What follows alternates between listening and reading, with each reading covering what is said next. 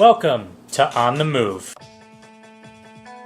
This time we'll have opening statements, and please direct your attention to Mr. Randall, who will be giving an opening statement on behalf of the plaintiff, the City of Vancouver. Mr. Randall.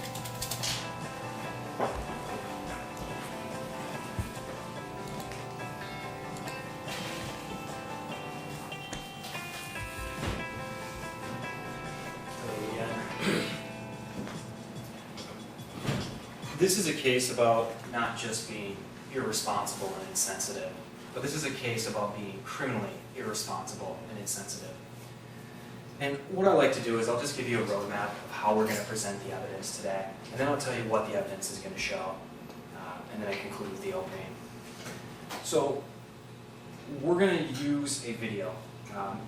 The evidence is going to show that Mr. Worley, while he was walking around with an AR-15 rifle over his shoulder, filmed the entire incident. So the first thing we're going to do is we're going to play the video when we get done with opening statements. You can see the projection in the screen. So you'll be able to see what he filmed. Next, we do have exhibits, and we have the AR-15 gun that was used, and we also have the magazine that was inserted in the clip. And lastly, we're going to use four witnesses, or the city's going to use four witnesses to supplement and introduce the rest of the evidence that we have today. The first witness is going to be Sherilyn Poser, and she is an employee at Burgerville. And she was working on the night in question when Mr. Worley walked into Burgerville with the AR-15 over his shoulder. The second witness we are going to have is going to be Dustin O'Brien. Now, Mr. O'Brien runs the security for the Big Owls throughout the Pacific Northwest, and his testimony is going to be that he was doing an exterior patrol when he observed the defendant with the AR-15, and he's going to testify about his thoughts, what he was thinking, how he reacted. The next two witnesses we're going to have are going to be officers from the City of Vancouver.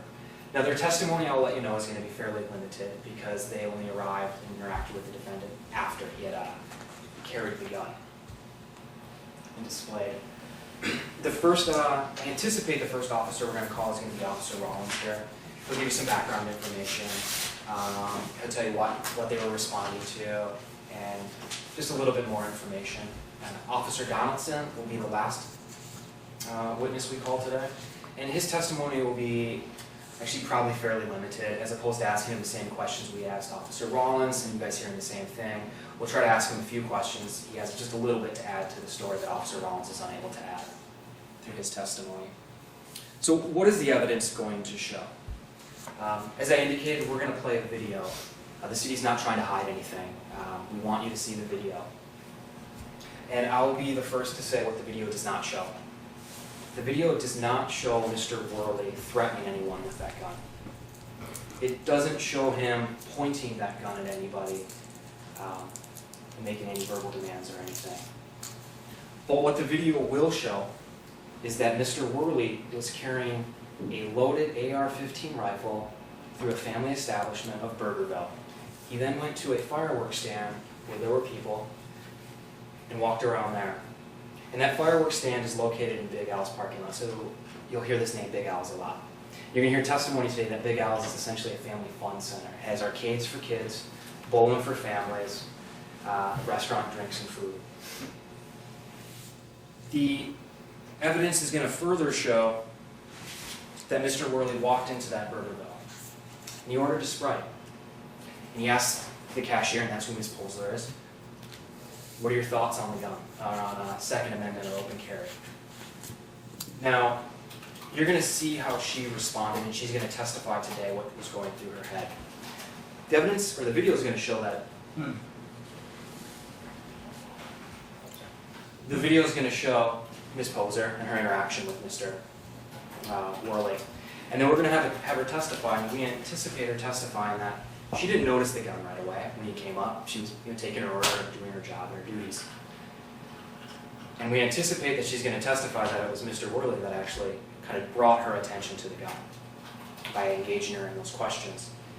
And we anticipate that she's going to testify, when I saw the gun, I looked up, and I saw that our restaurant was fairly busy with families. And my first thought is, I need to get him out of here as quick as possible, whatever I can do. And again, this is the evidence is going to show that he has the gun. It's visibly displayed, and there's a magazine visibly attached to it. So she hands him a cup and says, continues the engagement with him. As long as she kind of jokingly says, you'll hear it on the video, as long as you're not going to shoot anybody, it's all right with me. He grabs his Sprite and leaves. He continues his walk over in this area. For those who may not be familiar with this, we're talking about the Fisher's Landing area, kind of near 164th. The testimony is going to show that there's several businesses that were open. Big Al's Bowling Alley. There's also Gustav's over there, a yoga place, a coffee shop, a donut shop, as well as the fireworks stand, as well as a McDonald's and a Burgerville. We're next going to elicit testimony from Dustin O'Brien. And the reason we're going to do that is to how he responded to the situation, what he was thinking. And again, he's going to testify that he was doing an exterior check of the premise. And Big Al's owns the parking lot, and that's where the fireworks stand is located. They're leasing it. I believe that was the agreement. So he's able to see the defendant. And I expect his testimony is going to be, I saw the defendant prior to police arrival. I saw him with what appeared to be a gun. And I asked him, what were you thinking? And his mind is, I didn't know what to expect. This could be an active shooter. There's no reason for this individual to be in that area. There's no protests. This isn't a rural area. This is a place where families come to have a good time. Now, I expect his testimony to be, how did you react? Well, he's head of security, and they have their own security inside of Big Al's, and he's going to say, why radio dispatch? We need to go into lockdown. And I anticipate him testifying that that's what occurred. Also, he'll kind of explain, and he'll do a better job than I can as to what a lockdown is, why people go into a lockdown. And then we're really going to move on to the officers, and I'm just going to this is essentially what we're going to grasp or elicit from the officers. I won't break down which one's going to say which, but essentially, again, like I said, their testimony will be fairly similar. That they responded to a 911 call of an individual walking around the area I just described with an AR-15. And again, they approached the defendant, and we won't get too much into the interaction with the defendant or anything because that's not why we're here today. But anticipate them testifying as to what information they had prior to arrival, what steps they took, and how they reacted. As well as we anticipate one of the officers testifying about his knowledge that this style of rifle can be modified into a fully automatic. And the only way to know is to do a check. So, for all those reasons, because the evidence is going to show, again, we're not trying to hide anything, we're going to play the video.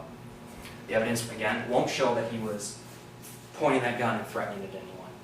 But it will show that under the circumstances, he did carry a gun, had it displayed in an area where it's family businesses, that there was a loaded magazine inserted into the gun, and again, you'll be able to see the gun that he was carrying around, see the gun that everyone else was able to see. And for those reasons, at the end of the trial, we're going to ask that you find him guilty of unlawful display of a weapon. Thank you. Am I being detained right now, officer? Let me see your ID. No, thank you. What's that? No, thank you. No, thank you? No, thank you. Okay, why are you saying no, thank you? I know it's my Fourth Amendment right. I don't have to show you my identification. And one of these books that I want to discuss is this book right here. It's called Founding Brothers. It's written by Joseph J. Ellis, and I really found this book to be really informative. It helped me out a great deal in understanding the founding of this. It's really comfortable too. That's one thing I really like about this bag is the comfort level of it. But anyway, so let me move on here and we'll start showing the back here, show the features. First thing first here, we got the front of it.